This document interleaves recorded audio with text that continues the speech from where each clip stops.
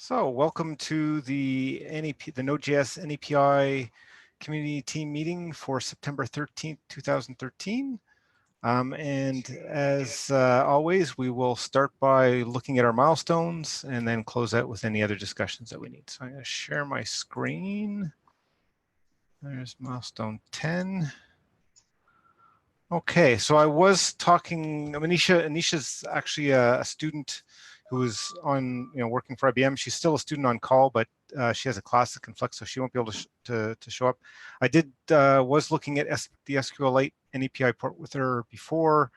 The issue that she's currently being investigated is one around, in the case of failures, it looks like the test case is hanging. So we'd worked through one case where it was using C++ exceptions and then some code wouldn't be run. So we flipped to non-C++ exceptions like the actual, pending exception, but still some investigation to figure out what's going on that front. So that's what she's working on. Investigating the use of pre-build with NAPI. Jim? Yes, so I have been working on a module that consolidates a lot of the logic code for building NAPI add-ons into a separate module. And I can post, I've got that now published on NPM, and I can post a link in the chat. Yeah, that'd be good. That module. I'll let you bring that up. Sure, yeah, I'm going to try and find where oh, there it is, okay.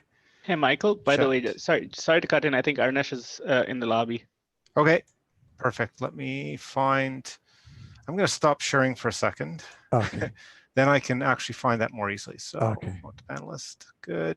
So Arunish is in the building. Is in the building. Excellent. So I want to get that into, not that one, in here. Come on. Will this not? Okay, hold on. You guys hear me? Now I will share that again. Hello. Yeah, all right, cool. Okay, so I think this is what you wanted us to share, right? Oh yeah, that's it. Yeah, that's it, Michael. This is a module that where, like I said, I've just collected a lot of the logic that I used for Node pre-JIP and for pre-build and for pre-build install.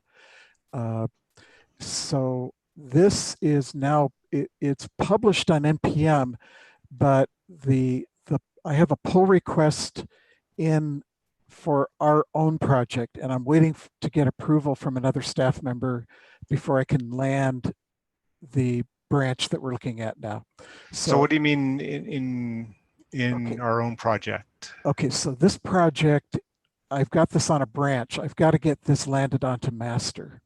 If you look at master, there's nothing there yet. I see, within your own organization. Exactly. So okay, as soon as I get approval from another, then the instant that happens, then I will do a push on pre-build and a push on pre-build install. So we're very close on that. Okay, excellent. So basically, yeah, yep, sounds good. Okay. Thanks. So back to then, I think we can loop back to the burn down issues, and then documentation push is, I think if I remembered correctly, just trying to remember which ones landed or didn't land. Michael, there is a pull request of object wrap documentation, and then I start to clean up documentation. Right. I did another pull request, so I removed all unnecessary comments and start adding NAPI on namespace on all documentation. Okay. So that's good. So you're waiting for more comments on the object wrap documentation. Yeah. I'd given a couple, but still need to do a more complete review. And you're starting on the cleaning cleaning up of the rest of the comments. There is clean up documentation 335, the pull request.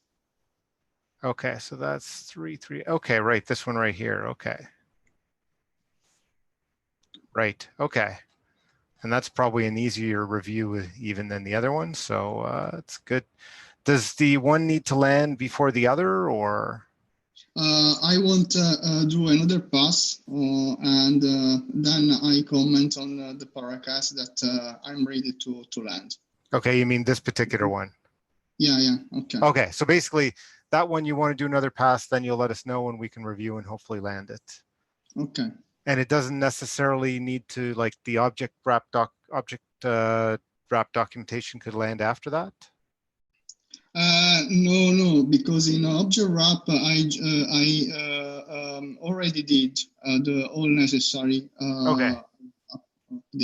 Okay, so we should try and land that one first. Okay, got it. Yeah. Okay, sounds good.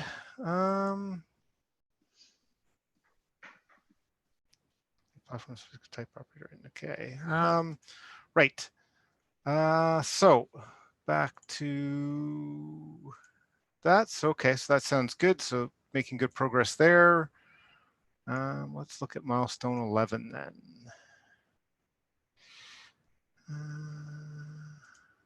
Milestone issues. Milestones 11. Okay, so we've got, right, I should probably close that one and move it, but yeah, so we've got work on covering the tests going on. So these are tests basically that we need to add. And Andrew is also working on adding code coverage.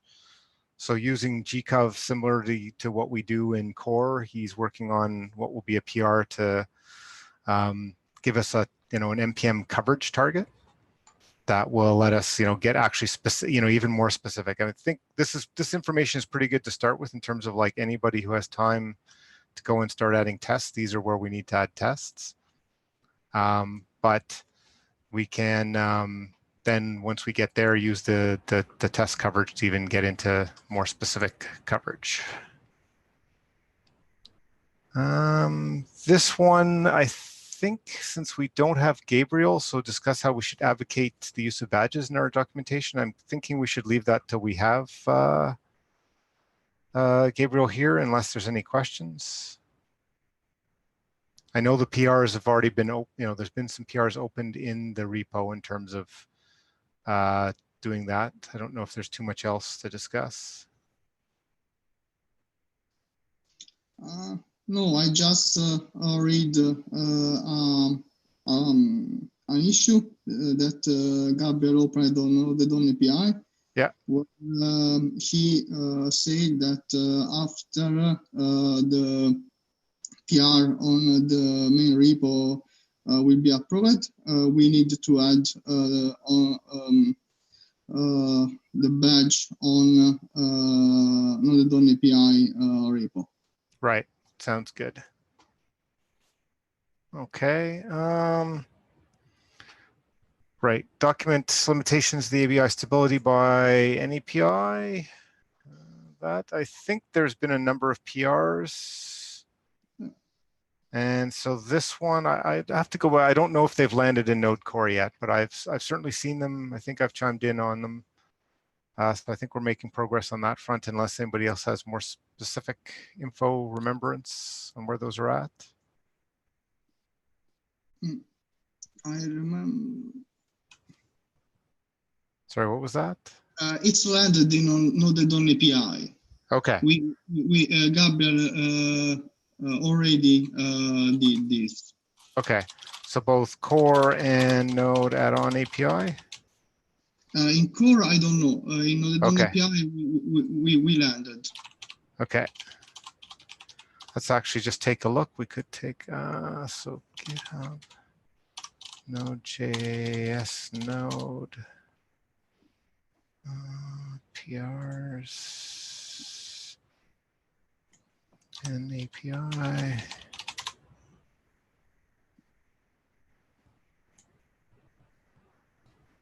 Okay, let's look at closed.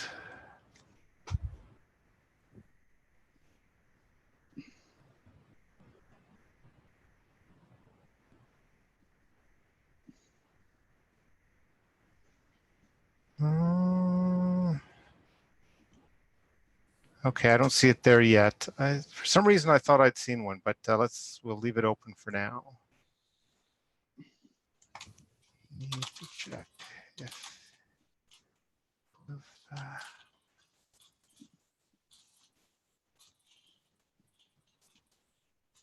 okay, comment there. So okay, so that one's underway for sure. Community corner session.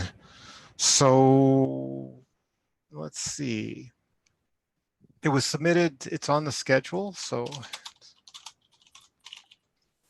I guess the question is, do we need to prepare anything for that? That's a good question, Michael. So is this a talk or what is it? It's Runesh, it's intended as a place for people who are interested, that maybe they're doing NAPI work or they're interested in starting NAPI work. It's meant as a follow-up to your talk with Michael, so that people who are interested in continuing the discussion can meet with experts on NAPI. Okay. So that's primarily what it's focused at. It's kind of a workshop type of thing, or? So, well, the community corner came out of basically the feeling that there wasn't enough Node content at the conference. Okay. So what they ended up doing is they built a community corner where throughout the conference, there's going to be, things going on related to Node. And so there's a whole schedule of there's things like a TSC panel, there's a CommCom panel. There'll be talks on different, sometimes there's talks on things. And so what we discussed and submitted was an NAPI birds of a feather. And yeah, it's like Jim said, basically, I think we could just show up there and basically talk with people, or, we could put together a few slides to sort of kick things off. So is it part of like a huge room where we'll have a table, or is going to be like a presentation format? Like, do we know? Let me see if I can find so right, this is it. I think there's even a picture in here. Yeah. So first of all, before we get there, this is the schedule. So it's on number 5, line number 5. Right. Office hours. And it's office hours. I think office hours is like you can come and talk to people. So that's in parallel with, NAPI birds of a feather. So basically those are like, hey, come and show up and talk to people about a topic that you're interested in. You can see some of the other things that are here, like bringing user feedback Node.js, building foundations, error handling, basically topics that people suggested and were interested in, having there. So it's again a way to get more visibility for NAPI, talk to people. Let me see where the feedback people are having. Exactly. So let's see. Is this the one with the picture? Right. So this is the picture. So it's not a room. It's more of a corner of the building. Yeah, this is where the booths were last time. I'm not sure. I think this might be around the back. It's farther down, I think. Oh, is it on the other side? Okay. Yeah. Oh, this is where we talked about. Yes. Yeah. Right. Yeah, I think so. Yeah. So I think that's back where it was, and so it's going to be definitely more informal than talks, but I think they'll have it set up so that we can present a few slides if we want, or right. So on our own computers. Yeah, that kind of stuff. Right. Okay. So I think we would be fine with just showing up. But I think we're also fine that if people have a few things they want to put together as a kickoff or something, we're also fine with doing that. I don't know if anybody has strong feelings one way or the other. My initial take is that, we show up and kind of engage in a conversation with people who want to know about an API, and we will have the deck for the talk that we can kind of start off again if we want to kind of talk in more depth with the folks who on a one-on-one basis rather. Right. I would I'm kind of thinking if we just bring that deck, we bring the deck that we use for the talk. workshop. And like if we had the deck from the workshop, we had the deck from our talk, and we have the deck I used for the Node add-on API. Yeah. Just in our back pocket, those three would be something we could flip up if we needed to, and otherwise just be there ready to talk to people. Yeah, the workshop deck is pretty useful standalone. Yeah.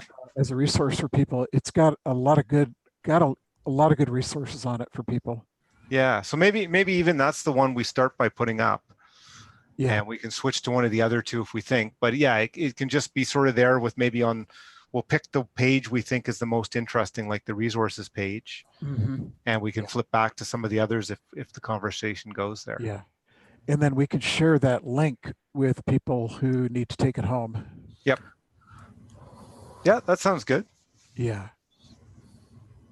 Okay, so let's see, Jim to bring deck for workshop.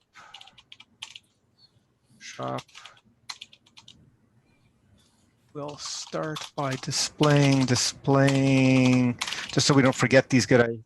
Yeah, right. Yeah. Displaying the resources page. Yeah. Michael to bring deck on Node add-on API. Michael plus bring deck conference. Sound good? Yeah. Okay. I think then that's probably all we really need to do on that front. Yeah, I think we're good. Okay, good. Okay, and I'm gonna then go into here because I don't think we have issues for everything open yet. I think we had thought about getting into async worker, but I think I would like to defer that until we have Gabriel as well. Yeah. Because I know he did a lot of work related to the threading and stuff, so I think we should wait till next week. Is Gabriel going to make it to the conference? I'm pretty sure. Like I'm 95% sure he even has a talk there. Yeah, he's got a talk on JerryScript. Right. I think it may even be like porting an API to JerryScript, right? Yes. Oh, yeah. Good. Cool. Yeah. So yes. Nice. So yeah, we'll defer that. Kind of focus on burning down the issue. So maybe we can take a peek there. Evangelism. So we've got the presentation. So Runish, thanks for sending the deck. I had hoped to have taken a look at it. My next step would be I want to take a look at that and maybe integrate a little bit for my Node add-on API talk. Are there any other specific things you wanted to sort of add that weren't there already, or? I think Michael, Gabriel is on the chat. Okay, let me find participants. There we go. Got him. Okay, he should be being promoted now. So one thing that in Node Summit after the talk and some of the feedback Hitesh had from the workshop. Yep. I think this time around I was hoping to tailor the talk more directly to people who are Node consumers. Because that's the majority of the bulk of the people who are there, and kind of somehow make a more compelling case for them to get involved in this and drive the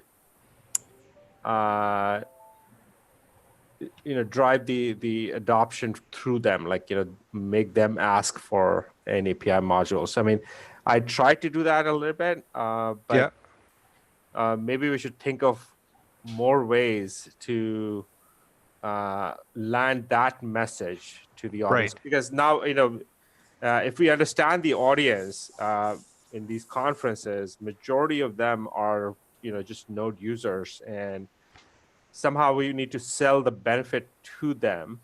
Yes. And and enlist them with easy ways to engage with the NAPI project and create a kind of groundswell of demand that Right. people Why aren't you giving me an NAPI version? Right.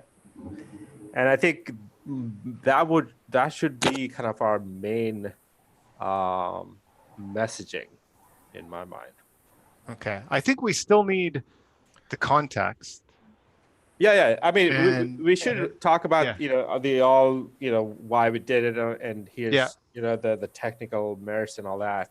And exactly, if somebody wants to build it, what should they go do? Right. But yeah, no, I agree. We can have more on as an end user, and I think that lines up a little bit with the stuff that Gabriel's kicked off in terms of the badges. Yeah, the badges, right? So it'll be like, hey, go look for ones that are badged like this. Right. I mean, it's sort of like, imagine if you upgraded Node and didn't have to worry about upgrading your native modules. Right. That is such a killer message or argument. Right. Actually, I think we could go one further and say, imagine if you upgraded Node and you didn't have to do npm install again. Because I'm thinking maybe a lot of these native modules they're buried in people's dependencies rather than being their direct dependencies, and so these. The only thing that's making people have to npm install after an upgrade is native modules, right? Yeah, and I guess maybe you don't need to do an install, but you need to do a rebuild, right? Well, yeah, but well, no, you're right. You need to do an install because you need. Yeah, because that causes a rebuild for a native module. Doing npm install again causes a rebuild, or at least a refetch from Amazon or whatever. But yeah, the point is, and then you need the compiler, and then you might have problems where the new version that you get isn't actually compatible. And even if you have pre-builds, for all your modules, you still need to fetch them. So yeah, but I'm thinking even in the cases where you don't. Well, you do in all cases because installing a pre-build always installs for the current. Yeah. Oh yeah, no, but it's even worse. It doesn't fetch for future versions, right? Because I mean they don't exist at the time when you install. The best case is that you get a pre-build. Yes. Worst case you need to rebuild, in which case you need compilers, you need blah, you need. Right. So yeah. So imagine. So I think I like this. We could start it with like imagine a world where. Yes. Okay. So no, that's very good feedback. That I think we're at the point where. I think we still need to be like having enough information that if somebody who writes a module there needs enough to get them convinced to move over, we will still want that, but then also pushing it towards the end user makes a lot of sense. Yeah, I think the end, I mean, I don't know, what is our estimation on the audience, like the type of audience we get, how many are the module authors? Do we have a sense, or? If not, then we should take a survey. Sort of native module authors. Native module authors, right? Yeah.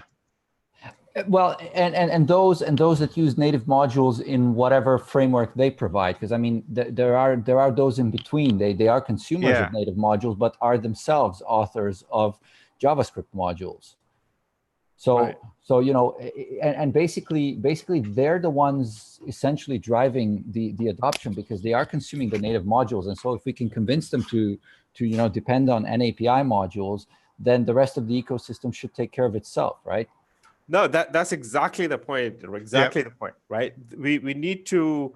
I think in San Francisco Node Summit, that was something that I took away from that.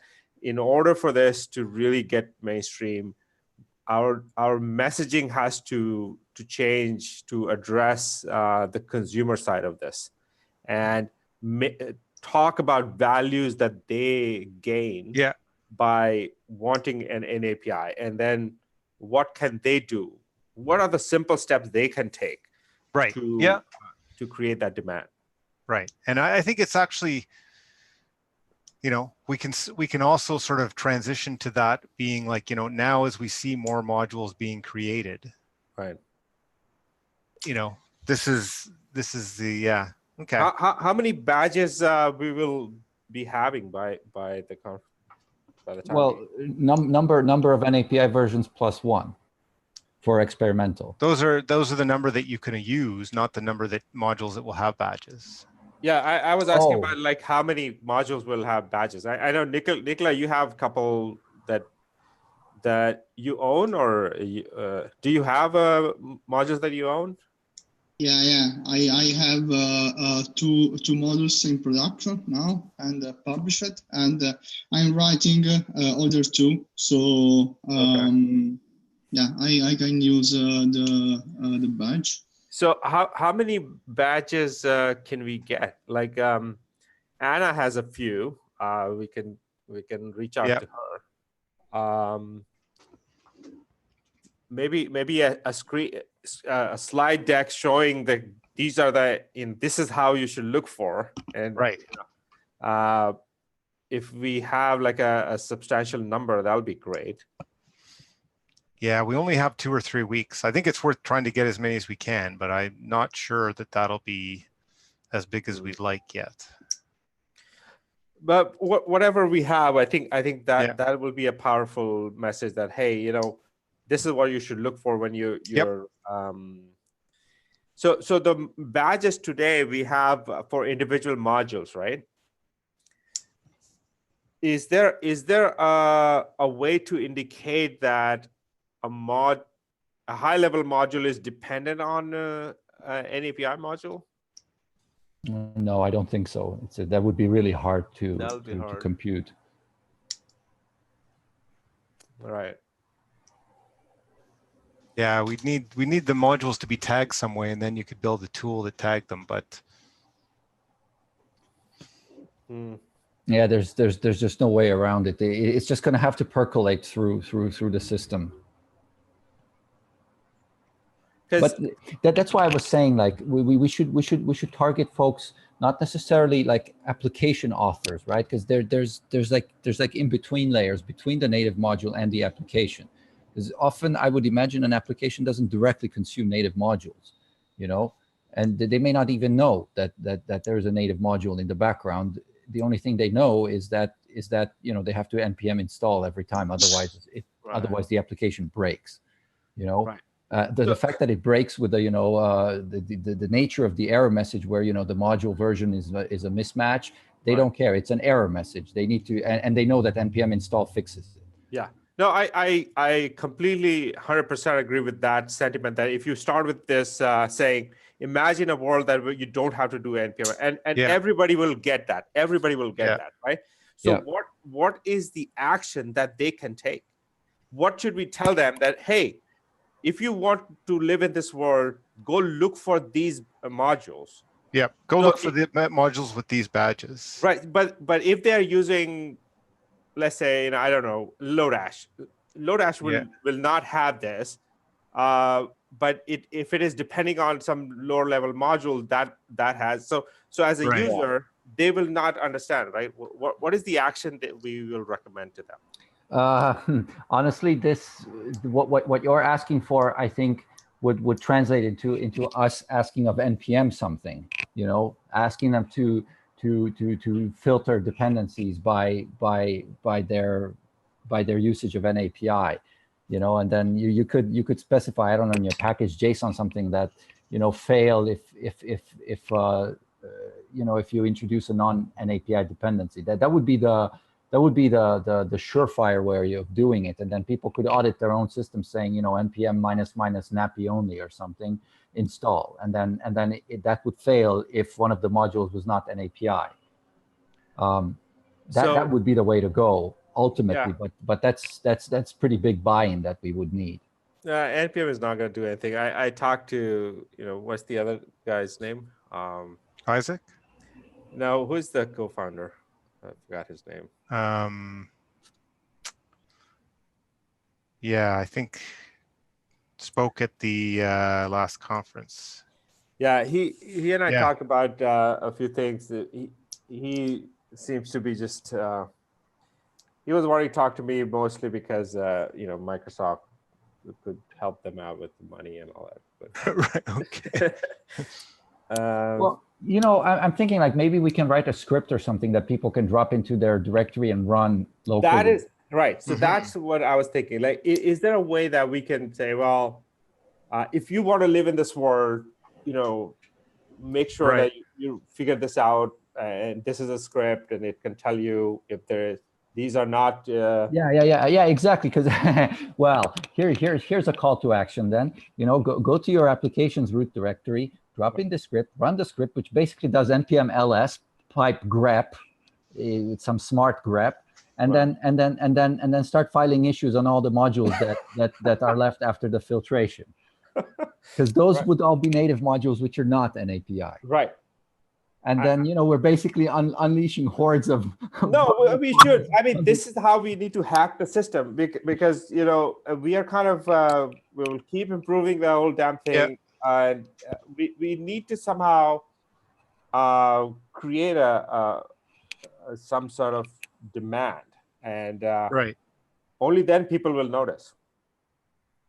Yeah. I mean, yeah, I can imagine such a script. I don't know how npm ls does what it does, but it's just JavaScript, so we could probably figure it out. The thing is, today, like, we'd almost need to search the content of the native module for nappy.h, and I guess that wouldn't work with pre-built modules. No, the package.json should have, right? Actually, we would what we should check for is NAPI underscore module or NAPI underscore module init in the source code. That's probably a good check, because that's what makes an NAPI module is adding that macro to the end of the source file. So you will crack up on all the files and look for that, like. Yeah. I mean, unless we have a better way. Yeah, like we need a distinguishing characteristic of NAPI modules, and the only one I can think of is in the source tree. There is this C file or CC file or CPP file that has this NAPI module, or it depends on Node add-on API. That's a pretty good indicator. Yeah, that's another one which is pretty much a given. Yeah. So, I mean, unless it's an extraneous dependency, you know, it's pretty much a given that it's an API module. But anyway, so it sounds like the to-do item here is to write the script. Yeah, I think that is what we need to take an approach in our messaging, to provide tools for people to get engaged and say, well, you know, everybody freaking files a nappy. It's pretty much like npm audit, but not for security, but rather for this NAPI-ness of the module. Yeah. Right. The thing is, I don't think we can just ask people to open issues. It's like, you know, if you want to help get to that world, you can identify the ones that are important to you and help provide NAPI ports, right? Because just demanding that the owners of the modules make the changes, I don't think is going to be a winning situation. No, I think we can have two ways. You can port it if you are motivated to do that. If not, then ask for it. Because people who are writing modules, they are also trying to help others, right? Yeah. So if they see that their user base is actually wanting an API module, then so I mean, filing an issue basically creates a record that this was desired. Yeah, I mean, there's a demand for it. Yeah, it doesn't compel anyone to do anything. No, I know. But I do think we need to be a little careful there. I know. There's this aspect of irritating module authors. No, plus in open source, I mean, I think that the first thing is that, you know, if you want something, you know, you get involved and get it done. And so that should be our first message. That you know, if you want something, here's how we do it, and then we talk about the ways to port it to yourself. But to be really honest, I mean, a lot of people are consumers of open source in those conferences. But I guess I'd even be willing to have them, like, as opposed to pestering the module owners, which we should still say we should also be willing to accept people telling us that modules are important. Telling us, meaning this team? Then yeah, like if if X thousand people tell us that a particular module is important, maybe we should try and help get a port in place, right? I think where to shall we direct the stream of incoming bugs? Right. I think we will become a bottleneck in that regard. We need to federate this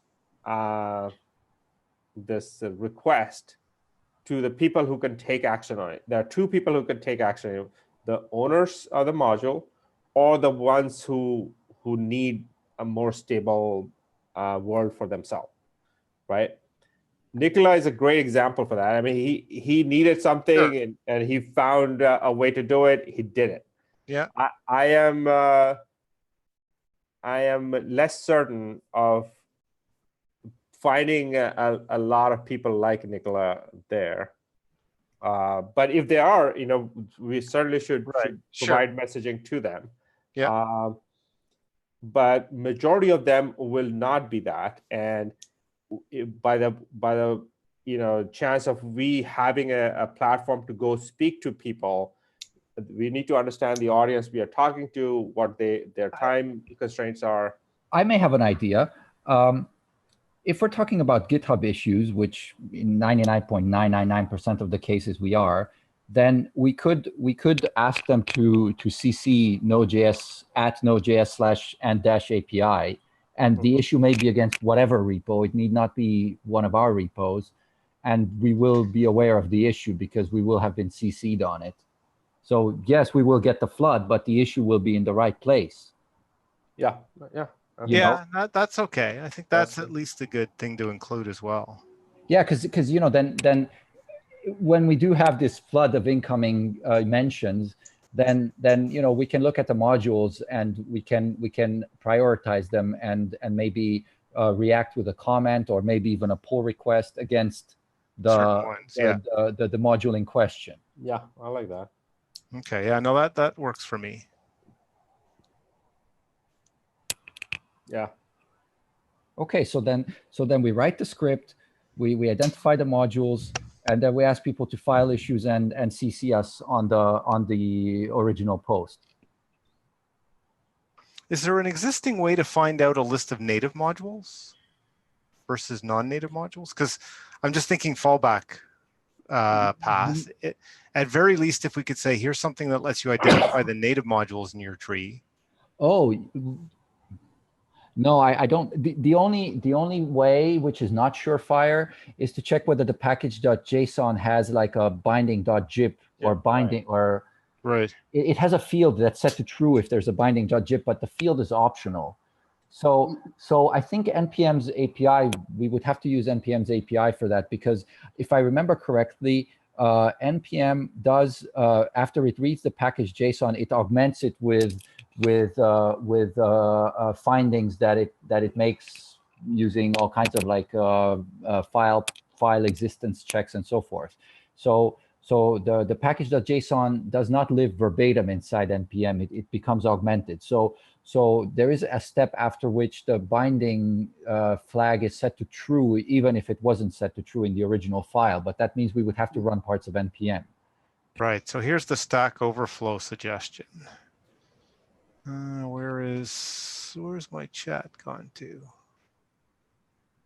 Oh, so there's a Stack Overflow to the rescue. Right. Basically, like if you can find a yeah. Look for .node. Yeah, totally makes sense. Yeah. So that kind of makes sense. So there's like I'm just looking at like what could we put into a presentation today. Today we could basically say do that. Look at those, figure out which ones are an API based on API. Yeah. If they're not, then do X. Well, on Linux we could do nm-a of the .node file and see if it has nappy register module. That will work on Mac OS as well. Yeah. I think. Yeah, and I mean, you know, if we identify it to be an NAPI module on Linux, it's not going to not be an NAPI module on any other platform. It's always going to be an NAPI module. So we could do this check for Linux. But the thing is, though, we have to have a dependency tree, meaning we have to have an app, meaning that, you know, this is something that, this is the script that we will provide people, and then they have the app and they run this on their dependency tree, and then they file the issue and they CC. Okay. So yeah, but yeah, this is pretty clean. Basically, all it needs is now another nm command, right? Yes. Yes. Like, well, maybe it's an awk that pulls out the node binary thing and then runs an nm on it. Yeah, this is pretty clear at this point. Yeah, I can probably write this. That's, I mean, I write shell script all the time. I mean, we can write a JavaScript that runs on Node, and regardless of what platform you are, it runs on. Yeah. I mean, whatever you can do with shell, you can do with this, and then we can do it with JavaScript for sure. Right. It's probably better because then it doesn't depend on any. On any shell utilities, and it'll run on Windows, no problem. No problem, right? And that'll be just one thing to tell people. True. So I think that is one more question I had, Gabriel. This badge thing that is you're working on. Is this something that can give us a sense of how many badges are being used, or?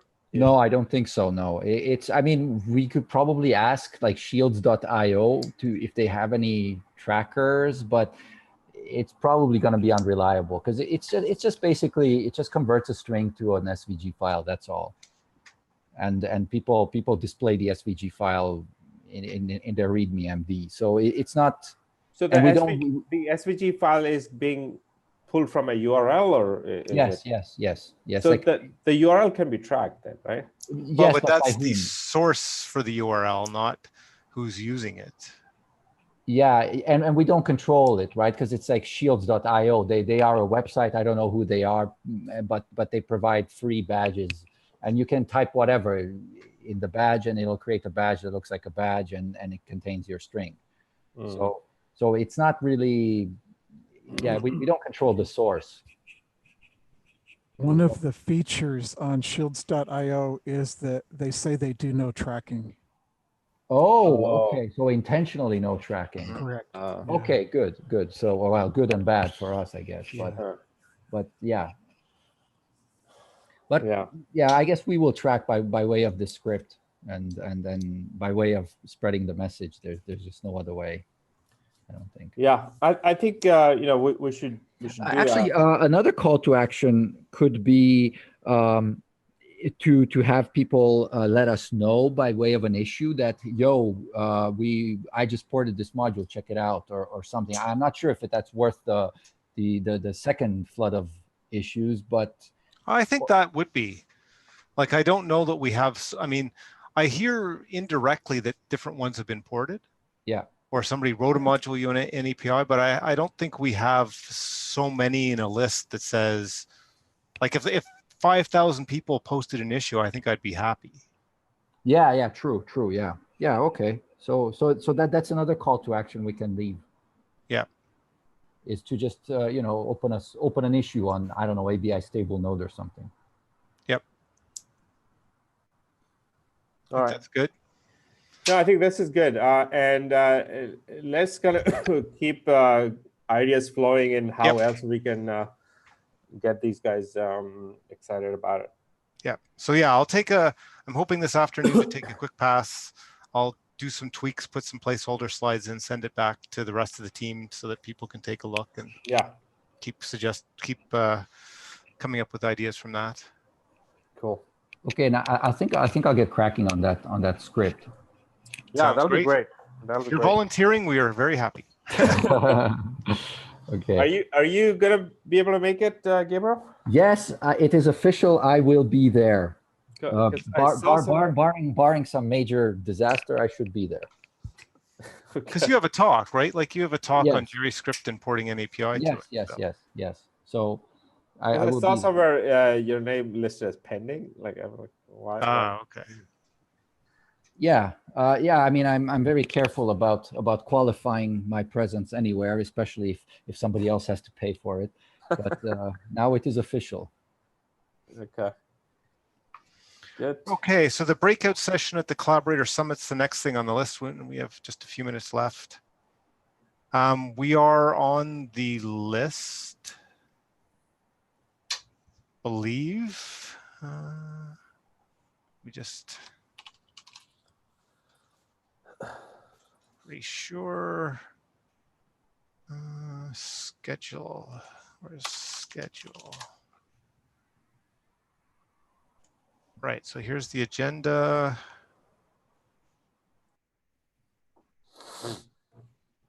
Right, so where is that? Yeah, so basically 11 o'clock on the second day, we have one of the two breakouts. So what is this What is this?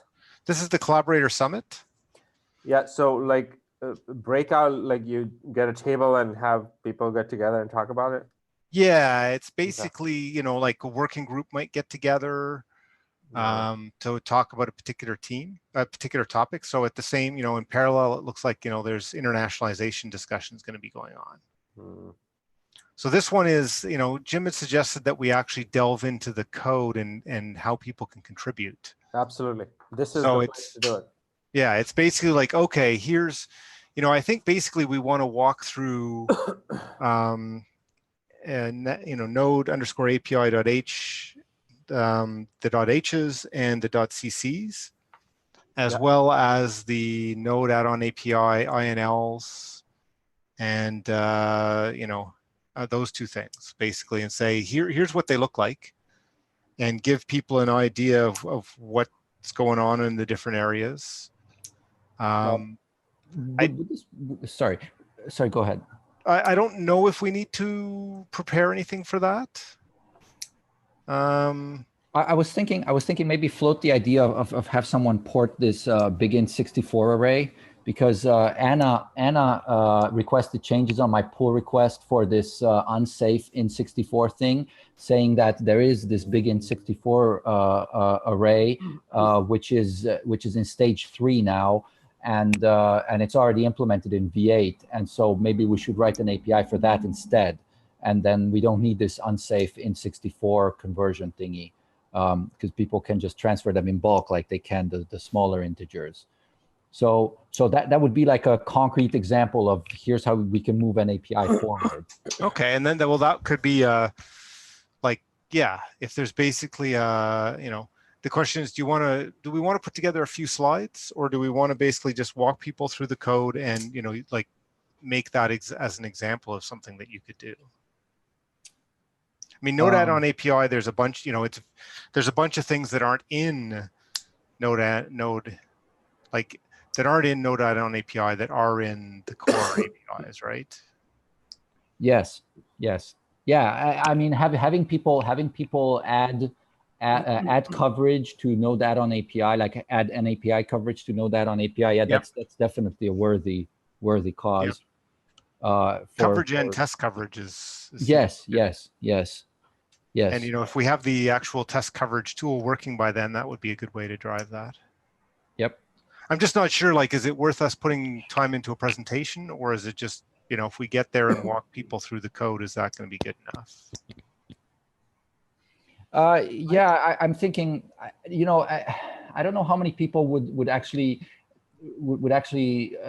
be there to find motivation to start contributing to an API versus just versus Node add-on API, or versus just you know, bringing pain points to our attention for potential fixing later on, because I can imagine module authors who have ported coming to us saying, you guys are the NAPI working group. Great, I got you guys all here. So listen, I got this problem, and can you fix that? And this is inconsistent, and you know. We'll definitely have coverage for that in the Birds of a Feather. Okay. This is like the Collaborator Summit afterwards. Right. But I mean, it is open to like non-collaborators. Yeah, no, true. And I think if people have those things to talk about, I think that's good too. Yeah. But I think Jim made this suggestion. I think it's a good one, that there's some people who would like to have a better sort of insight into the code as a way to jump in to be able to contribute. Then another topic we could discuss is consistency of Node API.cc, because it does have some marks of sort of having evolved still.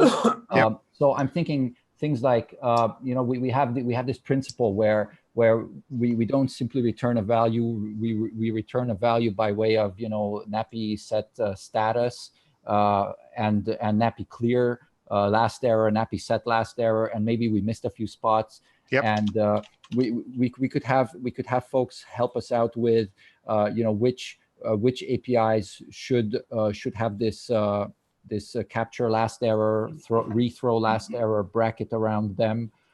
Maybe some new ones need it. Maybe they're inconsistent.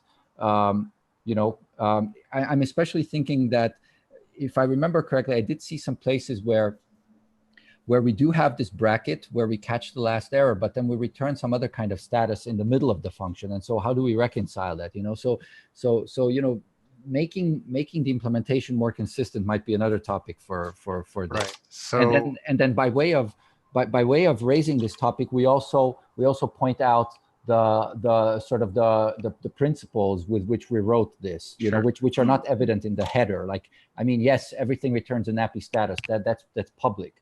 Yep. And publicly documented, but internally we have these like checks and balances, and we have that macro where before you call into the actual NAPI module, you call by using this macro. You don't call directly, because there's a bunch of things you have to set beforehand, and then you call, and then a bunch of things you have to check afterwards. Yep. So I've got 3 things.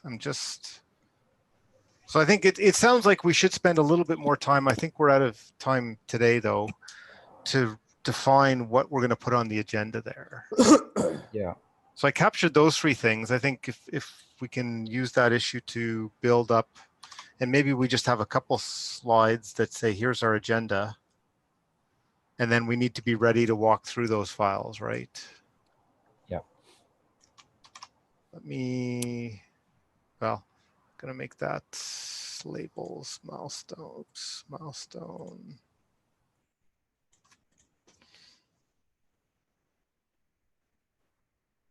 And then back to, like, do we need to, like, how many slides and how much work do we need to put into that in advance? Because we only have a couple weeks left, right? I don't know, 3-4 weeks at most. The Collaborator Summit, I think, if you have these as like a starting point of Yeah. walking through people with, but if we leave it in terms of whatever they want to discuss, I think it seems like there's an overlap between the birds of the feather and this. Yep. In terms of content, so we could treat this as 2 separate sessions about similar things where people are wanting to get down and dirty about implementing a native module with an API. Yeah, I mean, and I think it's like often these are like the team who's working on something getting together to do face-to-face. So if there's anything that we want to work on as a team face-to-face together, that would also be it. Right. I kind of think the first 2 we can actually characterize in that Jim is asked that we do that, so that he gets a better feeling for the structure, right? Right. So basically we can say, hey, we're doing this to together to bring all of our team members to the same level. If there's other people there, that's great, because we can hopefully bring everybody up, and then we'll have time to talk about the other couple things too. Yeah, I think for NAPI, the understanding and the rhythm is pretty good. I think if some of the work groups like diagnostic, where I agreed, we're much better in terms of we're already pretty active, pretty sync and active on this, right? Yeah. But no, I think that's a good idea. Okay. I gotta go, guys. Yep. So yeah, look forward to your feedback, Michael, and then Yep. we can talk about it next week. Sounds good. Okay. All right, Talk guys. to you Talk later. to everybody later. Bye-bye. Bye. Bye.